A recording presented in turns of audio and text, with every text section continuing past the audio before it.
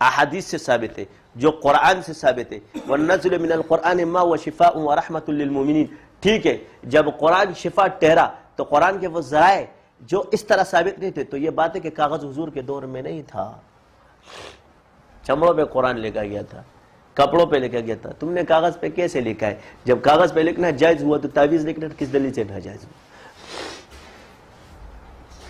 ٹھیک ہے، آپ کہتے ہیں یہ ناجائز ہے۔ میرا پہلا سوال یہ کہ آپ کہتے ہو ٹھیک ہے وَالضُّحَىٰ وَاللَّيْلِ إِذَا سَجَدَ، جہاں واو قسمی آ جائے وہ چیز حلال ہوتی ہے۔ وَالسَّمَاءِ ذَاتُ الْبُرُوجِ، تو جب حلال چیز بھی ہے اور حرام چیز بھی ہے، اللہ تعالیٰ نے دونوں چیزوں کو بیان فرمایا، فَأَلْهَمَهَا فُجُورَهَا وَتَقْوَاهَا، تو ہر چیز کے اندر جو اچھائی ہے اس کو اور جو برائی ہے، تو واو قسمیہ جہاں آ جائے وہاں سے حلال ہونا ثابت ہو جاتا ہے۔ تو وَالسَّمَاءِ ذَاتُ الْبُرُوجِ، بروج کا ذکر قرآن میں آپ کہتے نہیں ہے، اسی کو تو ساعت کہتے ہیں۔ تو اس کی تفسیر اگر ہر جگہ دیکھو گے نہیں ملے گی، لیکن جب ادھر آؤ گے تو اسے ساعت مراد ہے کہ اس میں جو نقوش بنائے جاتے ہیں اس سے لوگوں کو شفا ہوتی ہے۔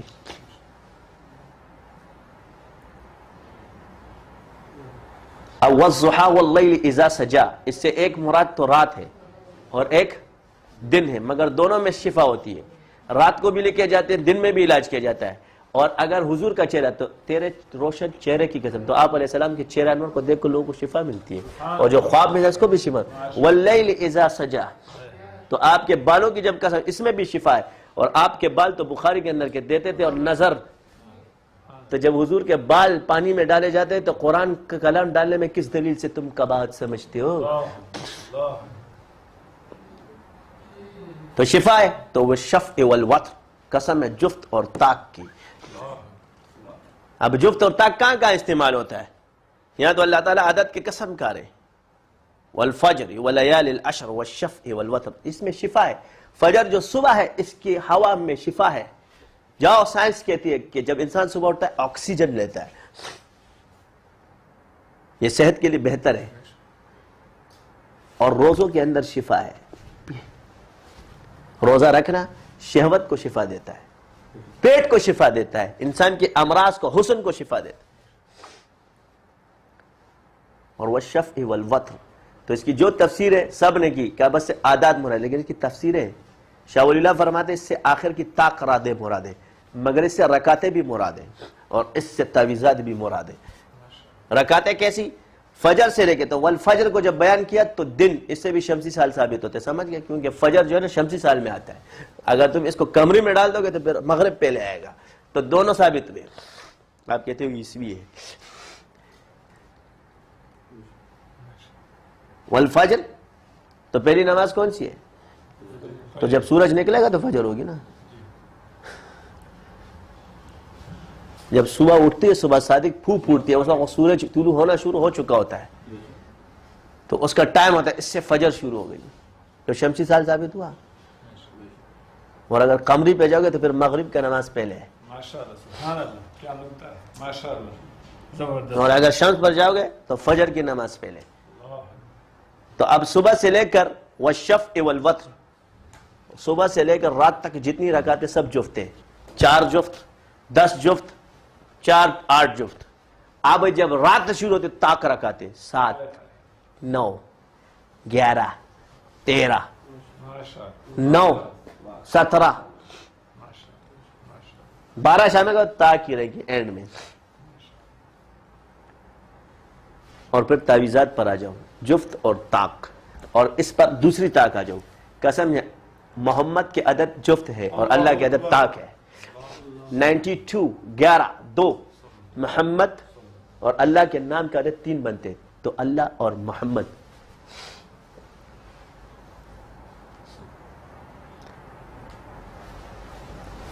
یہ علم العداد میں ہے، یہ ہر چیز حساب اور کتاب سے اللہ تعالیٰ نے بنائی ہے، جس پر یہ کل جائے، جس پر حروف کے اصرار کو لے، تو یہ تعویذات عددی بھی بنتے ہیں اور ملفوظی بھی بنتے ہیں۔ تو عددی بنانے میں کیا ہے؟ تو مقصود شفا ہے۔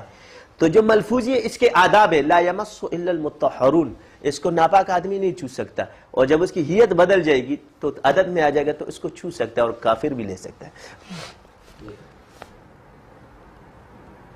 مقصد شفا اس سے بھی ہو جاتی ہے، اس سے بھی ہو جاتی ہے۔ تو آداب انسان 24 گھنٹے پاک نہیں رہ سکتا۔ پھر حروف کی تکثیر نہیں ہو سکتی اور اعداد کی تکثیر ہو سکتی ہے. حروف کی چالیں نہیں چینج کی جا سکتی مگر اعداد کی چالیں چینج کی جا سکتی. ہم کہتے ہیں یہ شرک ہے. کس دلیل سے شرک بولتے ہو؟ میں یہاں حروف لکھ دوں سارے شرکیہ تو یہ شرک ہے، مگر میں اگر اس کی یہ چینج کر کے اعداد میں اعداد کو کس دلیل سے شرک کہو گے؟ آپ کہتے ہیں جی اس میں معنی چھپاتے ہیں تو باطن پر فتویٰ ہے. اور یہ تو باطن پر فتویٰ دے دیا آپ نے. کس دلیل سے دیا؟ ہر جگہ ذرا اشارہ ظاہر کو دیکھتی ہیں، خواب نہیں مانتی ہو، ادھر اشارہ باطن کو دیکھ رہی ہے. یہ 12 13 14 15 18 20 کس دلیل سے شرک ہے؟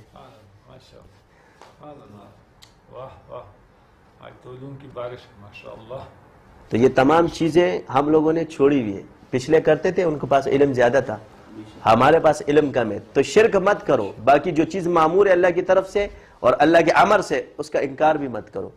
اس میں غلو کرو گے مشرک ہو جاؤ گے، اس کا انکار کرو گے کافر ہو جاؤ گے.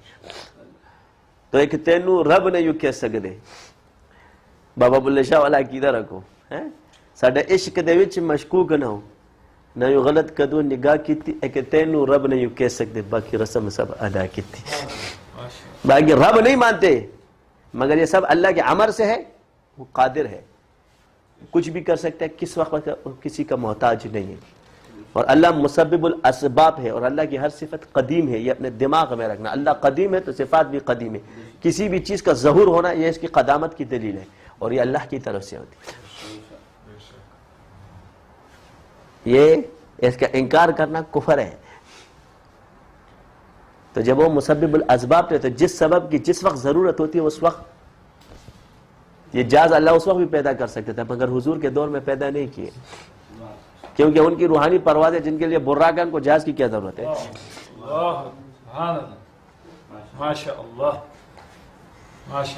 تو انہوں نے انکار کیا تو جو انکار کرتا ہے پھر اسی کو بناتا ہے.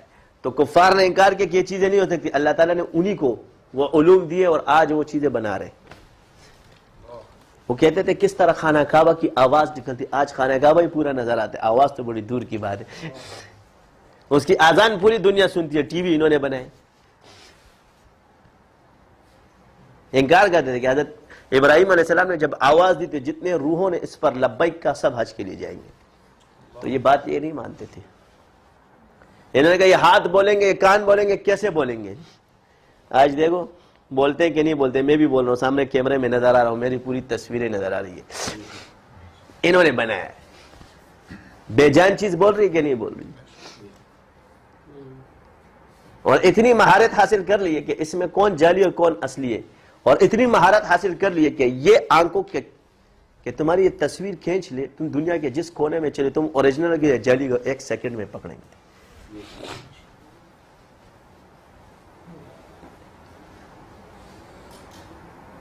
تو میرے جان کے ٹوٹو علوم ہیں وہ ختم نہیں ہوں گے تیرے انکار کرنے سے.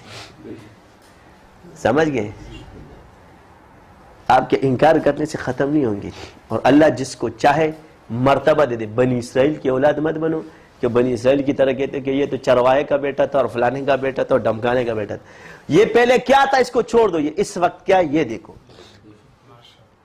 اگر پہلے پر جاؤ گے تو پھر تم صحابہ کو بھی مشرک پاؤ گے.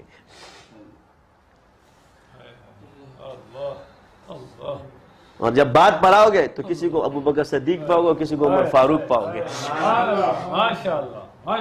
تو جس وقت تھا اس وقت تو وہ کیا فرماتے ہیں کہ کعبے میں پیدا کرے زندیق کو. یہ ابو جہل کی ماں طواف کر رہی تھی خانہ کعبہ کا، اچھا، اور یہ پیدا ہوا تھا خانہ کعبہ کے اندر پیدا ہوا ابو جہل. کعبے میں پیدا کرے زندیق کو اور بت خانے میں پیدا کرے صدیق کو. زوجہ فرعون ہوئے طاہرہ، زوجہ لوط ہوئے کافرہ، زاد ازر خلیل اللہ ہوئے، کنعان نوح کا گمراہ ہوئے. عقل سے بالاتر ہے خدائی تیری، سمجھ سے بالاتر ہے خدائی تیری. کسی کی اولاد بگڑ جائے، کسی ولی کی بیوی بگڑ جائے، اس سے اس کی ولایت پہ کوئی اثر نہیں پڑتا. ہاں جس ولی کی بیوی پردہ نہیں کرتی اس کا درجہ بڑا ہوگا کیونکہ وہ صبر کر رہا ہے. یہ دماغ میں رکھنا. جو اس کی مخالفت کر رہی ہے اس کا درجہ بڑا ہے اس لیے کہ یہ اس کو چھوڑ بھی سکتا ہے. تو کون سا حکم ہے؟ یہ اپنی عزت کے لیے سب کچھ چھوڑ سکتا ہے، مگر یہ اس وقت اپنی عزت کی پرواہ نہیں کر رہا، شریعت کے حدود کی پرواہ کر رہا کہ اللہ نے اس کو مکلف نہیں بنایا. تم لوگ اس پر اعتراض کرتے ہو، اس کے بچے کو دیکھتے تمہارا دماغ خراب ہے. اس کی بیوی ناچے، اس کے بچے دمال مچائے، اس سے اس کی ولایت پہ کوئی فرق نہیں پڑے گا، کیونکہ جب نبی کا بیٹا کافر ہو سکتا ہے اور نبی کی بیوی کافرہ ہو سکتی ہے تو پھر ولی نبی سے بڑا نہیں ہو سکتا. جب حضور اپنے چاچا کو ہدایت نہ دے سکے، ہادی تو اللہ ہے، تو تم لوگوں نے ہادی ولی کو بنا دیا ہے. یہی غلطیاں ہیں اور یہ چل رہی ہے. ولی کے صحبت کا فرق ہے، حکم ہے، یہ اللہ کا امر ہے، بس اس سے وہ چیز دے گا، یہی دے گا. یہ غلط ہے. پوچھنے کا حکم ہے، سوال کرنے کا حکم ہے. فاسألوا اہل الذکر ان کنتم لا تعلمون. ان کی صحبت میں بیٹھو، ان کے اور کیا کرو؟ وسیلہ تلاش کرو. یا ایھا الذین آمنوا اتقوا اللہ وابتغوا الیہ الوسیلہ. ہم کہتے ہیں وسیلہ کہاں سے آئی؟ میرے قرب کے لیے تلاش کرو وسیلے کو. وجاہدوا فی سبیل اللہ لعلکم تفلحون. تاکہ تمہارے مجاہدے جو ہے نا یہ آسان ہوتے ہیں شیخ کے ذریعے. جب راہبر ہوتا ہے تو راستہ آسانی سے طے ہو جاتا ہے.